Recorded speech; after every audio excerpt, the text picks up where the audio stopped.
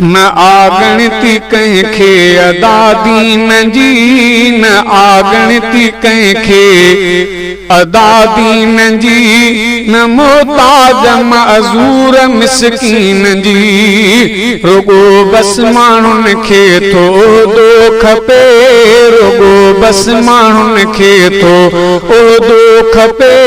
ख़ुदा शालतिन खे हिदायत करे, ख़ुदा शालतिन खे हिदायत करे। मिली जंहिंखे उहदो अदा बस वञे, पयो माण्हू उन ॾे थो हर को भॼे। मिली जंहिंखे उहदो अदा बस वञे, पयो माण्हू उन ॾे थो हर को भॼे। न ई यादि जंहिंखे थी माज़ी अचे, न ई यादि जंहिंखे थी माज़ी अचे, लहे सार कीअं पोहू ग़मगीन जी, लहे सार कीअं पोहू ग़मगीन जी। न आगणती कंहिंखे अदा दीन जी, न आगणती कंहिंखे अदा दीन जी, न मोहताज मअज़ूर मिसकीन जी। रुगो बस माण्हुनि खे थो दो खपे, ख़ुदा शालतिन खे हिदायत करे, ख़ुदा शालतिन खे हिदायत करे। जमाअत में माण्हू त मुख़लिस हुजनि, न उहदे जी लालची जेके रखनि। जमाअत में माण्हू त मुख़लिस हुजनि, न उहदे जी लालची जेके रखनि। ॾिजे तिन खे उहदो अदा बस सॾे, ॾिजे तिन खे उहदो अदा बस सॾे।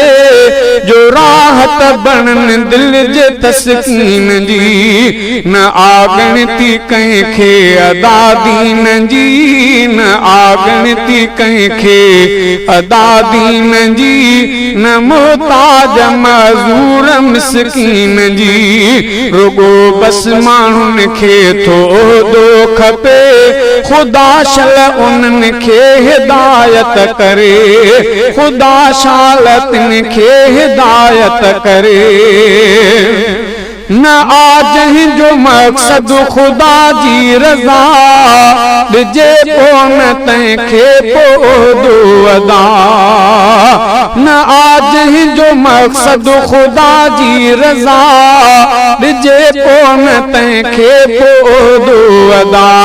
जमाअत में जेको त झेड़ो विझे, जमाअत में जेको त झेड़ो विझे, मदद थो करे सो शयातीन जी। न आगणती कंहिंखे अदा दीन जी, न आगणती कंहिंखे अदा दीन जी, न मोहताज मअज़ूर मिसकीन जी, न मोहताज मअज़ूर मिसकीन जी। रुगो बस माण्हुनि खे थो दो खपे, ख़ुदा शालतिन खे हिदायत करे।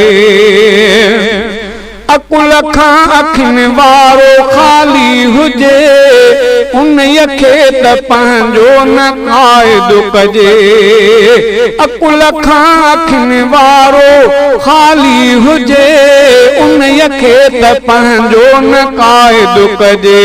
उन खां त बहितर, उन खां त बहितर आहे भली बिला शक क़यादत ई नाबीन जी। उन खां त बहितर आहे भली बिला शक क़यादत ई नाबीन जी। न आगणती कंहिंखे अदा दीन जी, न मोहताज मअज़ूर मिसकीन जी, न मोहताज मअज़ूर मिसकीन जी। रुगो बस माण्हुनि खे थो दो खपे, ख़ुदा शालतिन खे हिदायत करे।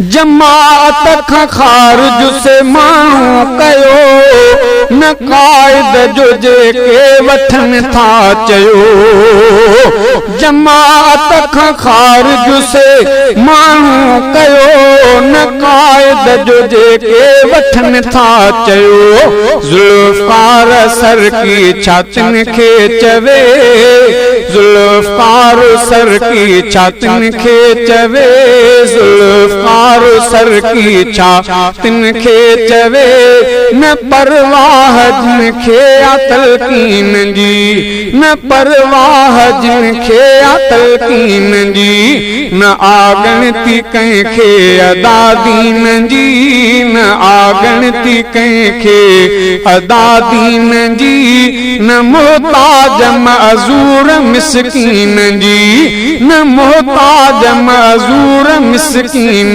जी। रुगो बस माण्हुनि खे थो उहिदो खपे, ख़ुदा शालतिन खे हिदायत करे।